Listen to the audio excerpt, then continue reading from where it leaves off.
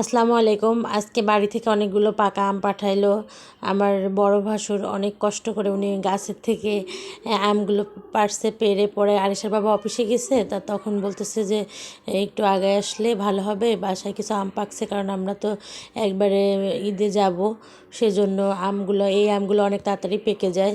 এগুলো যে সম্ভবত আটির আম বলে, যেগুলা একটু হালকা টক টক থাকে, এইগুলো অনেকগুলো আম পাঠাইছে।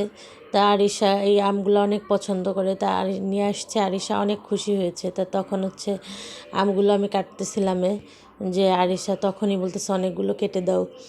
এইবার আমাদের বছরের প্রথম আম খাইতেছি। এগুলা অনেক আগে আগে আমাদের আরেকটা গাছ আছে, ওইটা বৈশাখী আম বলা হয়, ওইটা বৈশাখ মাস থেকে। ওই আমটা আর একটা কাঁঠাল আছে, ওই দুইটাই অনেক আগে আগেই পেকে যায়, কিন্তু এবার ওই গাছে আম আসে না, তবে এই গাছের আমগুলো তাড়াতাড়ি পেকে যায়। আর আব্বুর বাসায় যে আমগুলো আছে ওইগুলা অনেক পরে, একদম লাস্টের দিকে পাকে। তা এইখানে মেয়ে আবার ব্রেড খাইতেছিল, তা বলতেছে যে আমাকে ম্যাঙ্গো স্যান্ডউইচ বানাই দাও। পরে ওকে একটু বানাই দিলাম। আজকে একবারে সকাল আর দুপুরে রান্নাটা করেছিলাম। এখানে দুপুরের খাওয়াটা শেষ করলাম, পরে হঠাৎ একজন মেহমান আসছে বাসায়।